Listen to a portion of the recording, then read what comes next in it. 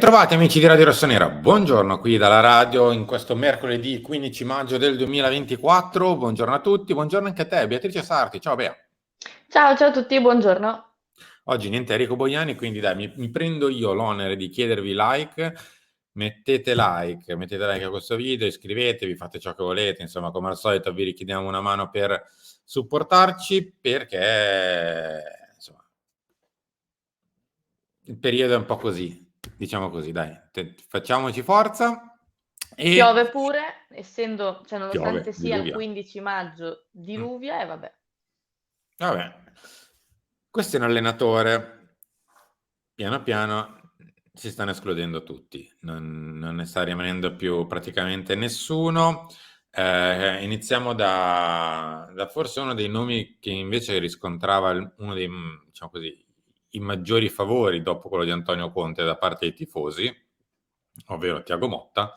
Juventus Thiago Motta intesa biennale da 3,5, il girone di ritorno della Juve è stato fallimentare, 15 punti su 15 partite, Coppa Italia, poi la società vuole ripartire da Thiago Motta, c'è un accordo, nessuna firma, vabbè, ci mancherebbe, insomma, sarebbe abbastanza illegale. Beh, Al di là delle vocine di facciata, no? Perché poi ogni tanto ci viene detto che Casa Milan è impermeabile. Al di là delle vocine di facciata che volevano far tenere aperta una porta per Thiago Motta, la porta in realtà aperta non è mai stata. E questa è. sì, sicuramente è un nome che piaceva molto, su cui a mio parere si doveva lavorare molto prima, ovvero quando si era impegnati a proclamare, perché questo era, che Pioli sarebbe rimasto anche l'anno prossimo se avesse passato il turno con la Roma, cosa a mio parere sbagliata in entrambi i casi, perché non puoi basare una decisione così importante su una qualificazione, tra l'altro, cioè neanche in finale, perché parliamone, non era neanche la semifinale il doppio confronto con la Roma.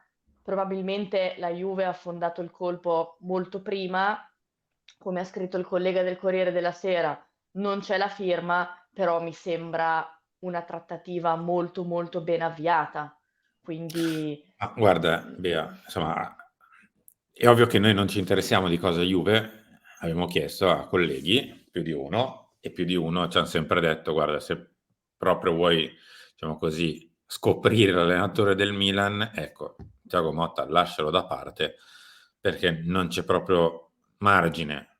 mm, Cioè, viene qui, viene alla Juve, lascia perdere Allegri, la buona uscita, il contratto, sì, altra questione, ma che non c'entra niente. L'anno prossimo ci allena Thiago Motta. Quindi, e allora perché far filtrare qualcosa? O meglio, perché non chiudere completamente e mantenere ben aperta la porta a Tiago Motta? te lo dico io, Bea, perché sono finiti. Via il Ah, conto beh, alla questo sì. rovescia. Gallardo perde quota, con Sessaore sta in attesa. Ultimi giorni dell'attuale gestione, poi il club avvierà il nuovo corso. Ma io poi ogni tanto vi leggo sui social e quant'altro che, vabbè, ma ve lo dico anche giustamente, cioè, il listone da 40 fa ridere, ovviamente. Ci mancherebbe altro, fa abbastanza ridere e sorridere. Sono veramente stati troppi i nomi accostati al Milan per la panchina, ci mancherebbe altro. Però parimenti mi fa ridere il fatto che il Milan abbia già fatto tutto, ha un nome già fatto in testa e che aspetta la fine per comunicarlo e che soprattutto il problema non è tanto che la stampa accosta tanti nomi e che via via poi gli eventi li brucino alla stampa e ci mancherebbe, fa anche, è un po' tra virgolette, il gioco delle parti e ognuno si prende la responsabilità dei nomi che dice. Il problema grosso di fondo è che i nomi accostabili decenti per la panchina del Milan stanno finendo o sono praticamente finiti. Eh sì, eh sì. Perché uno non viene considerato perché incompatibilità caratteriale e compagnia che è Conte. Thiago Motta era della Juve ed è della Juve. Altri tipo De Zerbi, la clausola, io non so se presi dalla disperazione, Bea, a questo punto riconsideriamo il pagamento della clausola di De Beh, Zerbi. qualcuno ci dovrà allenare, quindi se tu non hai un piano, perché alla fine la situazione è la seguente, se tu hai un piano ben definito, con delle idee molto chiare, tu non hai problemi a escludere, perché mi sembra che il Milan escluda parecchio per Mm. varie caratteristiche. Uno non va bene per una cosa, discutibile tra l'altro, l'altro non va bene perché ha la clausola, l'altro non va bene perché non piace. Voglio dire, se tu hai un piano ben definito e delle alternative molto valide, ti puoi permettere anche di escludere. Se arrivi ad un punto che hai l'acqua alla gola, non puoi escludere. Sei tu che diventi, tra virgolette, la parte che non ha più il coltello dalla parte del manico e quindi, dato che qualcuno ci deve allenare, devi continuare a... no, continuare, scusa, iniziare a farti andare bene quello che prima non ti andava bene. Guarda, Bea, Quindi io... magari Mm. Conte, magari la clausola di De Zerbi e altro. Io inizierei a guardare solo all'estero, perché poi sono anche finiti gli allenatori in Italia, anche perché ho visto ieri Sarri probabilmente sta iniziando a parlare col Bologna di Champions e quindi insomma i nomi in realtà sono finiti a prescindere in Italia, quindi inizierei a guardare veramente all'estero, non un allenatore di grido, anche perché l'allenatore di grido in Europa prende già bei soldi, chiunque esso sia più o meno. Mhm. Un allenatore che magari si deve fare ancora un po', che magari è un po' all'inizio e che allena all'estero. Questo è. Poi, sicuramente, o meglio, difficilmente incontrerai i favori della piazza, almeno inizialmente. Bisognerà essere nel caso forti, fortissimi nel difendere la scelta, anche magari ai primi scossoni. Però Ma questo non sono finiti, cioè non è che non c'è più. guarda, io temo molto il nome di Van Bommel. Dico Come temo temo. perché temo. Eh, Vabbè, temo perché, a parte che mi spiacerebbe perché mi ero affezionata molto a Mark Van Bommel e mi mm. spiacerebbe se un altro nome che ci ha fatto battere il cuore venga rovinato. Ma vabbè. Temo semplicemente perché dopo una stagione del genere, pesantissima dal punto di vista mediatico, pesante dal punto di vista dei risultati sportivi per quello che è successo all'Inter e per tutte le eliminazioni che hai dovuto subire.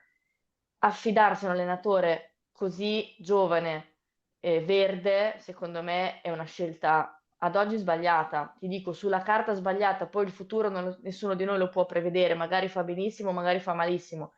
Però, a mio parere, questa stagione dovevi iniziarla con una sterzata pesante, con proprio un segnale sia per la squadra sia per gli avversari, che non credo arrivi con Mark Van Bommel o con i suoi simili, perché alla fine penso che in questa vicenda si sia delineato una sorta di fossato, no? Tra i nomi caldi per la piazza e i nomi caldi per la dirigenza. Mi sembra evidente, no? Sono due sottoinsiemi molto definiti.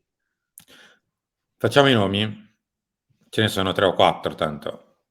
Fonseca, che rimane in piedi, visto che ancora non ha chiuso col Marsiglia definitivamente, rimane in piedi come ha detto Van Bommel, e rimane in piedi con Seisao, ma se Ni. ne riparla a fine campionato nel caso. Io non so se con Seisao riscontra i favori di tutti in dirigenza, non credo.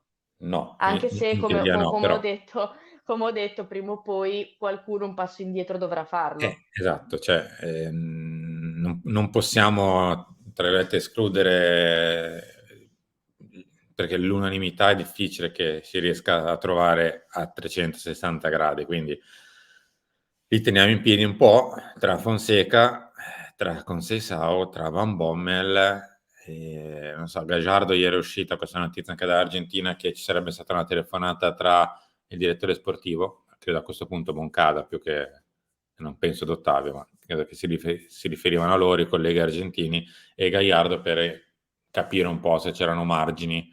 Poi Gagliardo ieri comunque si è presentato all'allenamento della Etihad anche perché non è riuscito a risolvere per ora il contratto multimilionario che lo lega alla società araba e quindi ieri si è presentato e ha allenato, però insomma è in via di rifinizione probabilmente la sua fuoriuscita.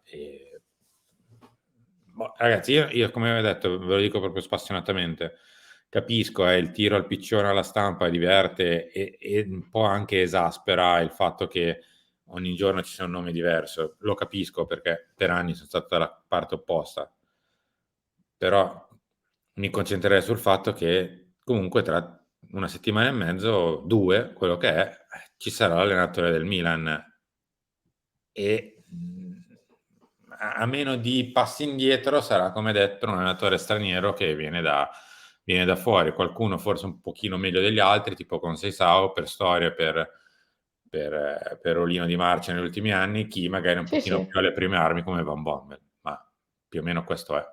Sì, ti direi che tra quelli rimasti con Seisao credo resti il migliore. Ovviamente il migliore sapete qual è, per me, però è inutile perché tanto non ce n'è, quindi è inutile. Mi auguro che si possa innanzitutto fare una scelta non perché ne sono rimasti tre, ma consapevole, perché questa scelta qua era una scelta molto importante, quindi ridurla così, onestamente, è un po' preoccupante. Però mi auguro che nei prossimi giorni sia definito qualcosa in più, però vi prego, eviterei di credere alla storiella che è già tutto definito, già tutto fatto e c'è la trattativa segreta. Ma lo dico per voi, cioè non fatevi del male, perché non è così.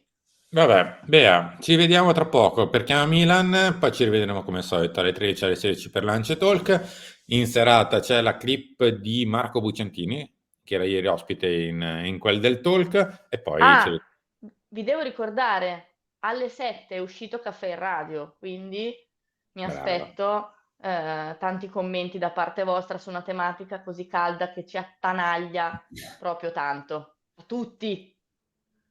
Ciao.